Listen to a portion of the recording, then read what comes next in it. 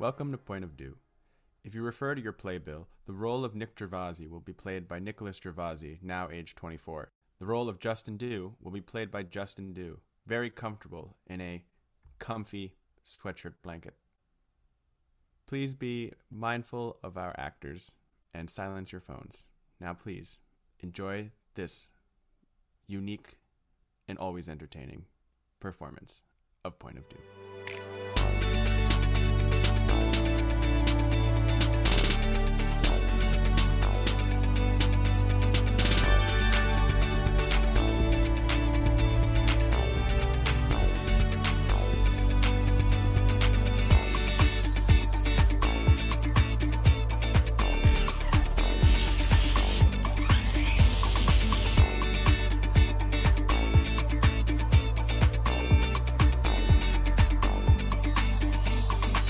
Hello, Nicholas Gervasi, now age 24. How are you?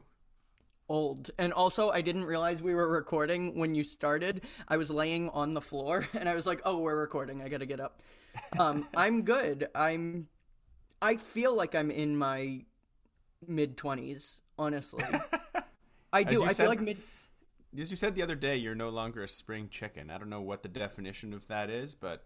I don't either. But I think mid-20s is like 24 to 26. That's how I would describe that. Fair so enough. I feel like I'm in my mid-20s now, which is not as scary as I thought it would be. I am alive. So, what do you mean by, like, you feel like you're in your mid-20s? Like, is your body creaking? Is your hair graying? What are you experiencing? Well, no. My hair is not graying. Praise be to God. I feel like you'd look good with silver, a little bit of silver. I don't know. Nope. I saw a bald filter on Snapchat. I saw myself in a bald filter the other day, and I almost cried. But thankfully, I have all of my hair, and all of it's brown. But no, I just feel like I recognize, like, I've been out of college for a minute now, and I have a job, and I don't know. I just feel like I don't identify with the youth as much as I did. So. The youth. Sure, Yes. sure. You don't know all the slang? What No. the kids are saying? No, no. I mean, I do. I think I'm pretty good at keeping up with that. But yeah, it's really more that I recognize that I'm not in college anymore, and like in terms of relationships, I'm looking for something. I mean, I've always been looking for something serious, but like with someone else that is. I feel like more people now my age are looking for that, and not necessarily what they were looking for at 20 and 18 and 19 when we were in college. So, yeah, I feel like I am 24. So yeah. Sure. How are you? You'll have to let me know what that's like when I reach that point, or I'll let you know if my experience is similar when I reach that point. Well, you're not old yet. I turned old last year. So when you turn 23, so 23 let me know. is when you're old? Yes. Okay. Yes. It's good to know. Apologies to like over half of our viewers, or our listeners who are older than these ages that we are. Yes. I think our main age, our listening age, is like our largest group is 24 to 27. So Yeah. I guess we're soft rock for oldies. Magic 106.7. That's a radio station near us. That's what I was thinking too. Yeah, exactly. I feel like that radio station's always on in like dentist offices. Exactly. You know. Yes. You asked how I am. I'm good. Last episode we talked about making friends. We kind of did a little bit of a check-in. I've made a new friend from tennis. I don't know if I've talked about this person, but I made a friend. I'm in a social league through the USTA, which is the United States Tennis Association, and we've been hitting like outside of the team time, and it's been like team matches and stuff, and it's been fun. So that's been really nice. Yeah, we celebrated your birthday. I was gonna say, speaking Friday. of new friends, you finally met Claire. I met Claire. That was very fun. She's great. She's awesome. Hi, Claire. Claire, if you're listening, hi Claire. Yeah, we celebrated my birthday. We went to a restaurant that transitions into more of a club/bar, and it was really fun. I got to merge 3 friend groups, really, because I consider Tom from high school, and then he merged into college when we went to college together. But I had like my high school, my college, and my post college, and the two post college friends were Lauren, who I met through you, and also Claire, who I knew in college, but she was more part of like my home friend group. And I just want to give a shout out to Megan Lynch, who listens to this show, and also Justin, and also Mary, and also Rachel and Elizabeth, who all had a hand in planning this. Though Megan said she made the reservation, so shout out to all of you. I had a lot of fun, and I felt very appreciated and loved as a friend. So that was really cool. And you didn't feel stressed out, because I remember last episode you said merging friend groups is sometimes something that you are cautious about. I'm glad I could finally see Tom. You finally opened the gate. Well, I didn't open anything because I didn't invite people to this. That was all you guys. But I always considered you and Tom, I know I just said he was from high school, but like in the same friend group. So when you said that, I was kind of surprised last episode. I always considered you guys just in the same friend group, and that it was just distance that, like distance location wise, that you guys hadn't seen each other for a while. I just like messing with you. I know, but I had a good time, and that was going to be my check-in, but I was like, no, I need something more sensationalized, because I haven't had like a really shocking check-in in a while, and I was like, I just haven't done anything out of, like, celebrating a birthday is exciting, but it's not like out of the ordinary, like people celebrate birthdays. And then last night, God gave me a gift. I dreamt that I was pregnant. It was literally the best thing that could have happened to me for this show. It was a stress dream for sure, because I was carrying the baby. I don't know how, but we could do that. Like, men could have babies. I was carrying the baby. It was in like a little sack that was tied, or like went around my neck like a scarf, but then it was connected to me like physically also. It was the weirdest thing. And I was like, shoot, like, I need to take pictures. I'm not even kidding. I was like, I need to take pictures for Tinder before I, like, am showing. Like, I was like, because people aren't going to want that responsibility of co-parenting, like, right as they see pictures of me. It was the weirdest dream, and I was, oh my gosh, it was so bad. I was like, I'm not going to have any money. How am I going to do this? Like, it was an interesting dream. And it went on for a long time. I was also mad at my mom. Like, it was detailed, too. I was mad at my mom because she told people before I was ready. Yeah. I don't know what, like, it was a really weird dream. Wow. That's what an interesting, I would love to just sit down with you and just talk about what that means, because that is just probably a stress dream. Yeah, no, it was very stressful. But I will say, so I was talking with Elizabeth and Rachel. We were talking about surrogacy. And before? Yes. Or yeah. today, Yeah. We were talking. Yes, we were talking about Priyanka Chopra and Nick Jonas's new baby, and how they had, I think he's a boy. I don't know. Through surrogacy. So that was how that conversation. So I didn't know how the dream came about, and then I was telling them at breakfast this morning, and Elizabeth was like, well, we were just talking about surrogacy, and I was like, oh my gosh, that's why. I don't know if I said that yet, but I went to breakfast with Elizabeth, Rachel, and Megan. So, yeah, wow, that's something. That. But I've never been more grateful to have a stress dream, because you got something to talk about for the show. Check-ins. Yeah, and I was only like 3 months in the dream, but I was like, wow, this is heavy. Like, I don't want to do this for 9 months. You were already 3 months or 3 weeks? 3 months. Oh, so you were like already at your beginning your second trimester. I guess. I had just found out, though. It all worked in the dream, but, like, let's remember, I'm not able to give birth, so that was definitely, it wasn't a logical dream. No. I think some of the best dreams are dreams that are not logical. Like, yes. One of the most memorable dreams that I've had, it was a nightmare, when I was younger, was, I forget what I was doing. No. I forget what I was doing, but all of the Disney villains that ever existed were chasing me. That's horrible. It was terrible. It was terrible. Like, absolutely terrible. And some of the Disney villains are, like, really creepy, you know? Like, yeah. Like, Ursula seems harmless, but then when you, like, she's chasing you, okay? Or, like, Maleficent, or... Yeah. Or, who's the one? Oh, Hades from Hercules. Like, that was terrifying. Like, just some creature with, like, blue flame hair. Was Zerg following behind, Oh, standing 5'2", 5 inches to whatever the 5 inches. Just yeah, just 5 off the inches. ground. 5 inches. Yeah, Yeah. rolling. Emperor Zerg. Yeah, absolutely. Yeah, He was the scariest he was one. cool. I loved Zerg. Yeah. I think I think that dream that I just referred to stems from an old VHS tape that I used to watch as a kid, and it was like a Disney, it's like sing-along VHS tape, and we would it was based in the Walt Disney World parks, and my siblings and I would always skip past the haunted house one because we were always terrified of all of the villains doing their thing and dancing in the haunted house, and it was creepy. And Well, that's for the trauma episode because we know that you went into a haunted house once and then never again. Oh, I didn't even go in it. I just stood near it, and they started. Yes. Yeah, that's a trauma episode. That's for Yes. that's for the For trauma sure. episode. For sure.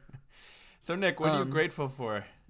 I'm gonna make mine quick. And just say my friends Okay. and everybody that was at the party, and even those who weren't at the party because again I didn't do the inviting, but everybody that reached out to me for my birthday. You didn't do the inviting, but I feel like you were part of.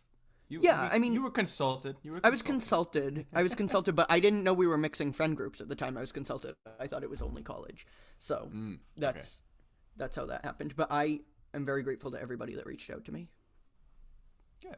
I'm glad you had a good birthday. It sounds like Thank you you. had a good birthday. So Thank you. That's good. Hopefully you enjoyed as well. Yeah, I did. I'm glad. It was a lot of fun. We saw that there was a soup of the day on the menu. Soup du jour. Yes, and they ran out of it. Did they you know that? really? Yeah, we didn't. Oh my gosh, we didn't even talk about this. So we asked what the soup of the day was, and he goes, "It was fantastic. In fact, I ordered myself 2 to go for the end of my shift. Except they sold the 2 that I had bought already. So it was butternut squash soup, and the waiter had ordered some in advance because he wanted to take some home after his shift, and Joe. because people kept ordering it, the 2 bowls of soup that he bought already with his money at the beginning of his shift got sold to someone else. Yikes! So Sorry, Joe. He was bummed out, and so was Lauren because she wanted some of that. Yeah. Sorry, Lauren and Joe and Justin. Justin and I sat on like complete opposite sides of the table, so that's why I didn't hear this story. But what are you grateful for? Yes, I am grateful for 2 things. One is my faith. It's the beginning of Lent for Catholics and Christians, and so I've just been kind of more in tune with my faith life. I've been, Lent is a season of almsgiving, fasting, and prayer. And so I've been trying to be better with those 3 things. Almsgiving, maybe not as much, although I feel like I've been trying to support the, crisis going on in Eastern Europe, but in ways that I can. Yes, of course. Yeah, but so my faith, I'm thankful for my faith. I also went to mass today, and that was really nice. Nice. Me arms Me instead of me arms. Yes. The Mr. Krabs. Yes. I finally found a church in my area with a priest that is really with it. Like, he's not afraid to just call out things that are going on in the world that relate to what's going on, even if it's like injustices in the church or in the world or whatever. He's just very with it and very justice oriented, and I really appreciate that. And so I've gone there the last 2 weeks and on Ash Wednesday, and so that was really good. And then the second thing that I'm thankful for is imagination. Just because I don't know, it's been a really stressful time, just not stressful necessarily personally. I mean, work has been kind of stressful, but I think in the world it's been tense, right? The news just seems to be nothing but negative things. And in light of what we're going to talk about today on the episode, I think imagination plays a huge role in that, and I think it's a huge gift that we're able to just kind of be in our minds, and sometimes that's not good, but sometimes it can be good, and we can escape our reality for a little bit into a good book, into a TV show, into a a fantasy world, and yeah, I But don't we know, I'm love a thankful for fantasy. imagination. We love a fantasy. That's a perfect segue actually, because this episode is super fun, and lighthearted and whimsical, exciting, and it's split into two parts because we don't know when to shut up, and we're not planning that, but two parts for you. This was just a random idea that I had where I was actually struggling to come up with a topic for today's episode, and I came up with it a couple weeks ago, and I said, well, what if, and I was consulting with a friend actually, what if we, there are so many fantastical worlds that are created by authors, by film producers, by, the Marvel universe, Harry Potter, just, people, Narnia, things like that, that are already kind of well established, and as I had mentioned in my intro, ways to escape from our reality into a fantasy world for just a little bit of time, right? And those are the types of TV shows, books, movies that I really enjoy. Something that's kind of based in our reality, but has a fantastical element to it, or something that's fictional, or something that doesn't exist, for instance, like superheroes, or, Princesses, knights, princesses, mythical creatures, things like that. plumbers. Plumbers? You'll get it later. Okay. I tasked Nick and myself to pick a mythical or fantastical world that doesn't exist, a fictional universe that doesn't exist, and if you, in that universe, you have to be someone, who would you be? And an example would be, say that I chose the Marvel universe, right? Do I want to be a superhero? Do I want to be a villain? Am I just going to be a normal civilian that lives in a world that is constantly battling aliens and superheroes and villains, or what have you? So we're going to see how this works. I'm looking forward to it. I think it will be good. And then later on in Act 2, we're going to play a game where we will sort famous people into the Harry Potter houses. Yes. Better be mental illness. Anyways, has anybody seen that meme where when he says better be Gryffindor in Harry Potter, but somebody's like, if they were to put the sorting hat on me, it would say better be mental illness. It's a meme circulating on Twitter. I have not. I'm not on Twitter, so I have not seen that. It's I'm hashtag out of touch. My original choice was going to be Chromatica, which is, for those that don't know, the universe that Lady Gaga created to coincide with her 6th studio album, also by the name Chromatica, that is her worldview and her artistic way of healing through dance. And it's just, the visuals are really, really cool. But I was like, that's too basic for me, because it's, that's half of my personality. So instead, I was going to go with the Mario Mushroom Kingdom. And then I thought, no. That's what I thought you said when you meant plumber. Yeah, I do, because Wario's got a thick ass. I decided that I was going to expand it even further and just go with the whole Nintendo universe. That's cool.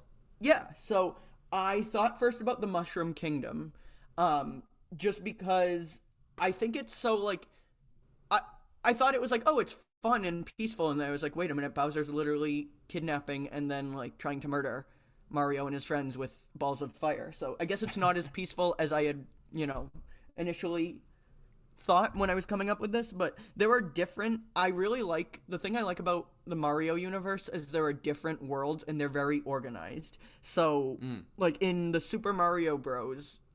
Games, it starts in the forest, and then it goes to the desert, which is very different. It goes then to the tundra, which is icy. It goes in the water, the aquatic islands, these places show up in different games. So like in Mario Party, you play the aquatic islands, and you ride on dolphins, but you also can play that in Super Mario Bros. And then there's a level above the sky, in the mountains, volcano. So I just think it's really cool because they have an assigned bad guy, so to speak, for each universe or each level. So there are 8 Koopalings. And they're basically, so I didn't know this until somewhat recently. Bowser is a Koopa. Did you know that? I did not. No. I did not know that Wait, either. what is it? What is a Koopaling? The Koopaling? So is that what you said? Yes, so it's like Koopa Troopa, who, if anybody knows that, he's got a green shell. And like a He looks like turtle-looking creature. He's right? a turtle. Yeah.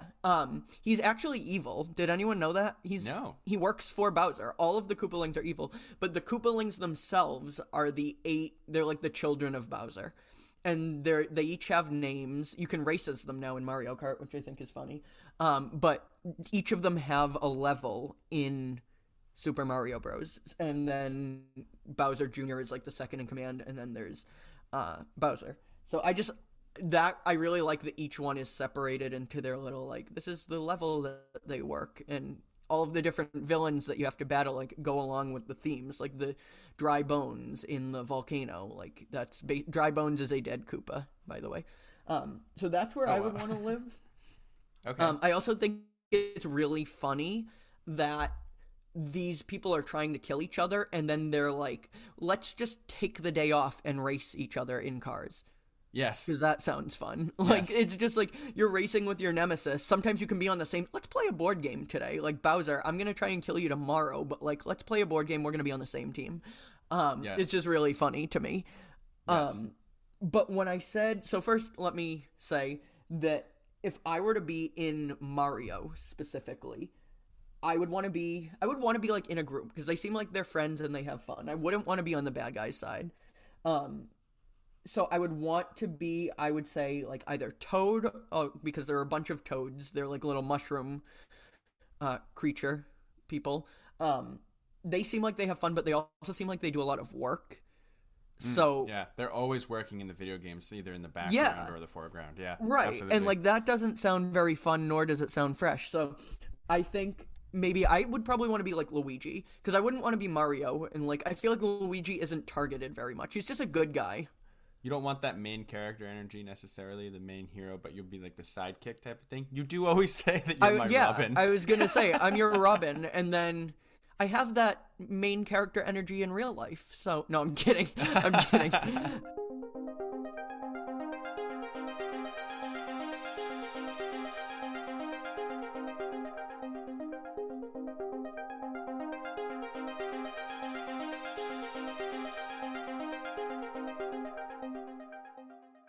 If you were in the Mario universe, who would you want to be? Where would you want to live?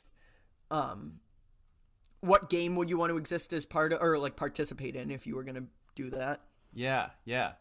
Well, so I was trying to think about who I would be as you were talking, and I thought of Donkey Kong, but I was like, I don't know if I really am a Donkey Kong type of energy, because Donkey Kong is always good and just kind of like swoops in and like helps, especially in the Super Mario Party. If you land on the DK square, yes, you get a star, you get something special, whatever. I was like, I don't know, maybe not.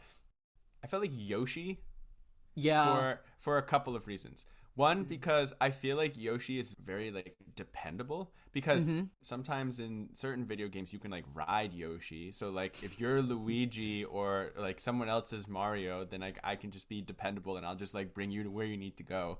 And you fly. Yoshi can fly? Well, you ride him and he like goes up in the sky with his little feet. So I guess he can't fly, but he can jump really, really high. Really high. And he's also like a pack mule. And on vacations, I find that I'm the one who's like always staying with the bags or it's like carrying things for people. And although the weird thing is, when he's a pack mule, he kind of like eats the thing, doesn't he? Like sticks his tongue out and then goes, ow. That was a good. Like... You're good at like sound effects. First, the SpongeBob one, which, guys, I don't know if you know this, but the like 7 hours later was Justin. That was not the 7 months later. Yeah. Yes, that's incredible.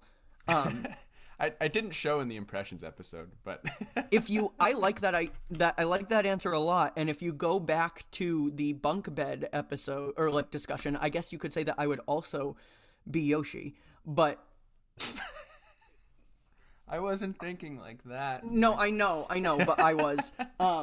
I also think too, can't Yoshi use what's around him as like, I feel like he's very resourceful. He is. Right? I'm not saying that I am Yoshi because he can like eat something and then lay an egg and then use the egg as like a weapon, but like I feel like the fact that he can use the egg well, he lays eggs. It must be me because I was pregnant in my dream the other night or last night. So I'm shaping up to be. I'll be like the blue Yoshi. You can be the green Yoshi or whatever color Are there you want different to be. colored Yoshis? Yes, there are. Really? Yes. Is Yoshi like a species or I think so. like a group of? I think so. So like in the side games like Mario Kart, it's like you can play as Yoshi. So I think most people just think of Yoshi as like a person, not a person, but like a character. But there are different types of Yoshis and different colors.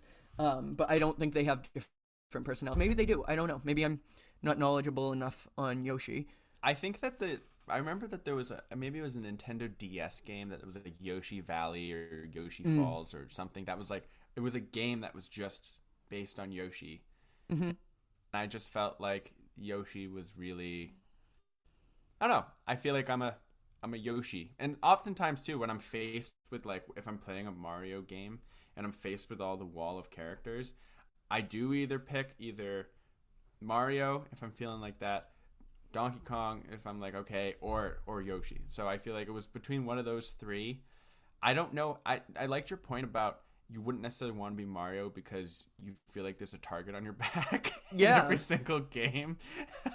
Yeah. So maybe wouldn't necessarily want a threat to my life. But I don't feel like anyone really wants to kill Yoshi or hurt Yoshi. It's just a little dinosaur that's trying to live his life, you know? Dinosaur-like creature. I don't know. Yes. Just to expand this for a minute, my dream vacation is Woohoo Island, which, of course, is the Nintendo island that is the setting of Wii Sports Resort. And it just looks like the most relaxing vacation. The Miis look like they are living having the time of their lives. No stress whatsoever. They go for runs. They can go jet skiing. They can kill each other on the top of that giant tower where you're like hitting each other with metal bats until one of you falls off. Yeah. It's like sword fighting or something. Yeah. Which I'm not necessarily in favor of doing myself, but seems like a good time. The basketball court is really nice, especially the free throw competition at night. There's a hotel in the background. I like to think that the other Miis are just like having fun in there. Yeah. I didn't know that island had a name. Oh, it does. And it's in Mario Kart, too. There's a Woohoo Island level that you can drive around in. So really? In like one of the newer ones or one of the older ones? Yeah, Mario Kart 8. Okay. Potentially Mario Kart 8 Deluxe. But I'm really interested in it. And there's different like references to it, I believe, in other games as well. Super Smash Bros. Has it as a level. But yeah, I'd also love to live in Animal Crossing universe, but that's also Nintendo. But I'm gonna stick with my answer being Mushroom Kingdom. Do you want to talk about yours, where you would want to live? Sure. Can you Mushroom Kingdom, is that in a specific video game? What's that in? I think that's just the Mario universe. Is the Mushroom Kingdom is named Mushroom Kingdom? Like yes. As a whole? Yes. Oh, okay. And it is. I learned in my research it is a monarchy. That makes sense. Spearheaded by Princess Peach and yes. By Princess Peach. She's the monarch. She is, yes. So I thought that was cool to learn their local government style.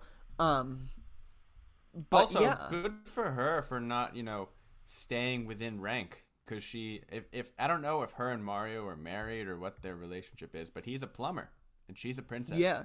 Yes. So. Yes. We love that. She's really pulling a Kate. What's Kate Middleton's daughter's name? Princess.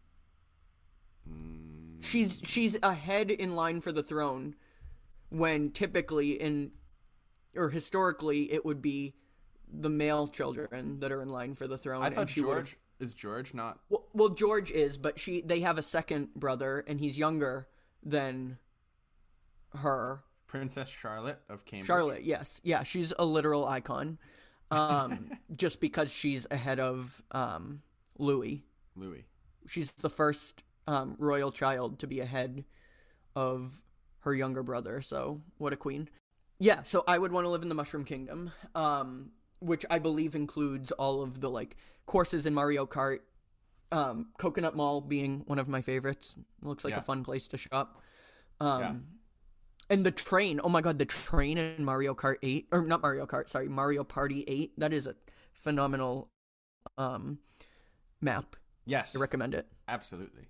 There's nothing like playing a 50-round version of that game Do you, for like in 4 one sitting? hours. Oh yeah, I've done it before. In one sitting. Wow. Yep. That's Yeah. impressive. Yeah. That's Thank a you. lot of stamina. It takes a lot of stamina. Oh, it does. It takes even more stamina to win, and trust me, I've got it. But I want to hear about your universe that you want to live in. Yes. So, a show that I used to watch, in fact, I watched it last year with our producer Dan, is called Once Upon a Time. And Once Upon a Time, the whole concept, without giving anything away, is that all of the storybook creatures that we grew up with, like anywhere from Snow White and the Seven Dwarfs to Ariel to the, Wicked Witch of the West from Wizard of Oz to Dorothy to Rumpelstiltskin, any character, Peter Pan, any character from the storybook worlds that we kind of like knew, like the Hans Christian Andersen's type of thing, the Grimm brothers type of stories, are in the place. They live in a place called the Enchanted Forest, and the world kind of gets bigger. But the evil queen from Snow White casts a curse on all of the creatures and brings them to a place where no happy endings exist. Ironically, it brings them to our world. So the curse, Yikes! This curse brings all of these characters who live in the Enchanted Forest, or if you're, the Wicked Witch, they live in Oz, or all the fictional universes, and brings them to a town in Maine called Storybrooke. Okay. Play on words. Storybrooke, Yes. Maine. I see what they did there. Yes. So each character doesn't know their not fictional because it's very real to them, their counterpart. So, Okay. For instance, Rumpelstiltskin doesn't know that he's Rumpelstiltskin. He's just Mr. Gold, the owner of a pawn shop in Storybrooke, Maine. Okay. Or, Dan, you're gonna have to help me. What is it's Mary something? Mary Poppins? No. Snow White's Storybrooke name. Mary Margaret. Mary Margaret. Mary Margaret is a school teacher, and she doesn't know that she's Snow White. Right. I mean, there are certain aspects to her personality that she's very nice, good with kids, very good with animals, that let you know that she's Snow White. And as a viewer, you know who each character lines up with. But in the first season, at least, they don't know who they are and what they're doing. I want to watch this now. It's a very good show. And actually, our friend Mary, when I was watching it, she thought it was like a kids show, and so she thought Dan and I were watching like this like kids show, and we're getting super into it because we got super into it, just super jazzed about the show, and like we're just like with the twists and the turns and everything. And then she started watching. She goes, "Oh, this is not a kids show. This is very much an adult show, but it has characters from when we're kids." Yeah, and so that's really cool. Yes. I'll add it to the list of shows I want to, but will never watch because the list is too long. No, I actually want to watch the show though. I probably will. This sounds really good. So that's the universe that I'm thinking, and it's kind of tricky because you're playing two characters, right? So you're playing your Storybrooke main character, who's just a normal person, but then you have your Enchanted Forest fictional character counterpart. So you're playing both. Basically, the important thing here is when I ask you, who do you think you would be? You have to kind of think of two things, right? You'd think of who's your fictional character going to be, and then who's that counterpart. So my fictional character, who was actually on this show, and this might be a little bit easier for me because I watched the show, I think I would like to be the Mad Hatter from Alice in Wonderland. Okay. And the reason for that is because, and the Mad Hatter on the show was played by Sebastian Stan. I don't know if anyone knows who he is, I don't know him. He's a great actor. He plays the Good on you, Winter Sebi. Soldier. He plays the Winter Soldier in the Marvel universe. But okay, so I would like to be. Nick will know him. Shout out Nick. Episode Staker. 13. Hello. Yes. So I would like to be the Mad Hatter because of a couple of things. In the show, his hat has a superpower. So if you not superpower, but if you spin when he spins his hat, it brings you into you can like jump into it, kind of like Blue's Clues, right? Mm-hmm. And it brings you to a place where there's a door to all of the other universes. So I kind of named that there's the Enchanted Forest, which is where most of the characters from the show live in the fictional side of things. There's a door to Oz. There's a door to Neverland. There's a door to Wonderland. So he's kind of the gatekeeper, or one of the gatekeepers, I'll say, to getting to the other worlds. And I think that would be kind of cool to just, when you're in Storybrooke, when you're on Earth, but if you wanted to go somewhere else to, say, Neverland or Oz or Wonderland or, what have you, you can just kind of spin your hat and like help people through, or all those types of things. So I think that would be kind of cool. As the person, so that would be like my fictional side. As the person in Storybrooke, Maine, I feel like I would want to be, and I hadn't thought about this one too much, but I think I would want to be like a barista, because I feel like a lot of people get coffee in the morning, and I feel like I would run into like everyone in town, and since the town, I'm sure, is like a relatively small town, I feel like everyone would come to the local coffee shop, and I could kind of eavesdrop on what people are talking about and kind of get the drama. Okay. So I feel like I'd be like the barista. I could get, exotic coffee beans from the different worlds too, if I wanted to, or different recipes or pastries or things like that. And so I'd be a barista that doesn't know that I'm actually the Mad Hatter. And the Mad Hatter likes tea, right? Because so I feel like that works really well. That's great, and I love that because they have a in Alice in Wonderland. They have I don't know if they call it a Mad Tea Party, but they have a tea. They have a tea party for sure. Right. But I feel like that works well. Yeah. This is a really cool prompt. I really like this. And I figured out, actually, who I would want to be. Okay. I'm excited to hear. For more reasons than one. Okay. I would want to be Peter Pan. Okay. Because I think that the idea of him never growing up is, like, really cool. And I think it's something that no person really wants to do. Like, we say we want to grow up. We want, like, our freedom, of course. But I've said this before. We aren't born to work, which I think is ironic considering I work 6 days a week and really enjoy working. But I just think like keeping that, interest in just everyday things, like work, but also, and getting excited by it. And I also still I get excited about these universes like Mario, like Chromatica, like when Lady Gaga releases a new album. Like that's a very exciting thing to me. I find joy in very whimsical things, I guess. Sure.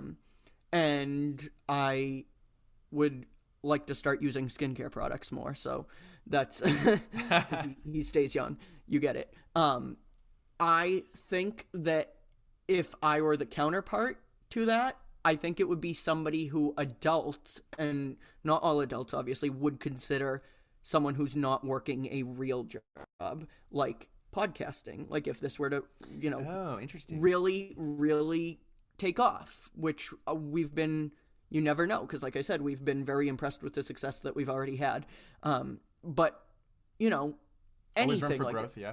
Yes, of course. But just anything like fun and entertaining, like whether it be, because you think about when people go off to be actors, there are a lot of naysayers. Yeah. It's like, oh, you need to get a real job, whatever a real job means to them. But then the ones that make it big, it's like, okay, well, then they get a very different story. It's like, oh, well, they're one in a million, whatever. But I just think that, something that I really, really, really enjoy that I could also work, so like if this, I've said that already. Podcast? Yes, the podcast. Yeah. Like if I could make that my job, that would be awesome. I would have more time to do other things. But with that said, I do find excitement in little things. Like I am somebody that can enjoy working in a cubicle. I've said this before. So that's what I would want to be. As far as my name in the real world, if it wasn't Peter, I would say his nickname would be Twink. And you all know why. And also just because that's a trope with Peter Pan, is that he is one. And he flies. Let's leave it at that. Well, also his partner in crime is Tinkerbell. I feel like you're harping on the childhood wonderment. Like, as you grow up, you don't want to lose that excitement that you have, like, over little things that, like, children have, and they continue to have. Like, yeah, like, to go deeper, like, I can't sing professionally, but that would be so fun to be like a Lady Gaga figure. Like, that's that would be the ultimate fun job and dream. But I really like writing too, and that's something I'm really, really good at. So I would love to publish books successfully. I'd love to publish any book, but to be able to make a living off of it would be really cool too. You had me think about something in terms of going deeper and why I want to be the Mad Hatter too. I think one thing about the Mad Hatter is potentially his name could be politically incorrect because he might be crazy, or maybe there's something more to that, right? But I mean, I've mentioned this, I'm into mental health. So I think being that character, having that descriptor could be interesting. So, I mean, there's a chance to, advocate for other people who are, quotes, mad. I swear to God, season 24, it's going to be like you with the doctorate degree and I'm going to be your patient. Like, let's be honest. I honestly, that'd be fun. That'll be interesting. That'll be an interesting podcast. Therapy, but it's live. I feel like ethically, we might have some issues. I mean, if both people are in on it, Katy Perry did a live therapy session once on her Witness Worldwide. Yes. I'd have to look into that more. Yeah. Before, she talked about committing to it, but yeah. Yeah. She honestly though, she talked about some very she talked about like when her suicide trigger warning when she was feeling suicidal. So like it wasn't just like surface, not that anything is surface in therapy, but Yeah, that's interesting. But yeah, like I think that's one side of things, and also I think the other side of thing is that I think the way I perceive, and that's the great thing about fictional universes and fictional characters, is other people can interpret them how they want. There's no necessarily right or wrong way, but the way that I interpret the Mad Hatter is that I feel like is very smart. Is just so much knowledge that he's just trying to figure it out. So I feel like in the fictional side, if I were the Mad Hatter, it'd be like, I don't know, not equivalent, but similar to me in the sense that like I have a lot of different interests in all different things, and so that compiling into one brain, and then the Storybrooke main side of things is, like I said, kind of eavesdropping on what people are saying in the coffee shop, and just kind of like having all of those stories, just being a little bit of a gossip, maybe, I don't know, just like having all of the information. I love that. You just made me realize, well, not realize, I knew this, but it came up in my head. Chromatica is heavily based on Wonderland. Oh, is it? There's a picture of her in the album booklet, like falling, and her outfit has scars all over it. Like, and it's supposed to be like a very traumatic, like she fell, like she's kind of like falling down the rabbit hole, but she's the backwards. album cover? No, I believe that's supposed to be like the manhole on top of the hole, on top of the rabbit hole where she's laying on it. But there's a video of her like on her back falling, and the first song is Alice on the album. Oh, interesting. I think this was a cool way to escape our very real world, and I thought this was a lot of fun. And I'm really curious, listeners, play along with us. Like think of a fictional universe either that you've read in a book or seen in a TV show or seen in a movie. Is a cinematic universe? Anything that has been established by an author or someone. It could be your own too. But who would you be in that universe too, and why? And I think that could be a really cool thing to kind of like connect with our audience and kind of build community and see where people are. And I feel like it can change too, like based on where you are in a given moment, right? Like who would you be and where would you be? But anyway, with that, my name is Justin Dew. That is Nick Gervasi. You can reach us at our email, pointofviewpodcast@gmail.com, or by sending us a voice message on our website, anchor.fm/pointofview. Follow us on Instagram and Facebook at Point of View Podcast, or Twitter at Point of View. If you enjoy our show, give us a rating or review in the Apple Podcast Store, or share us with a friend or family member. We'd really appreciate it and are truly grateful for your support. As always, we hope you have a great week. Thank you for listening, and we'll see you in Act 2.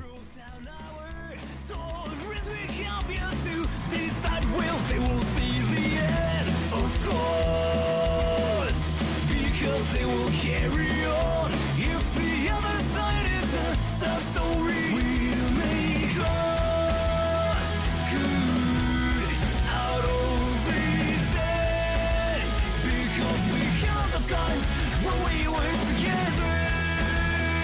Now we're back again, but this time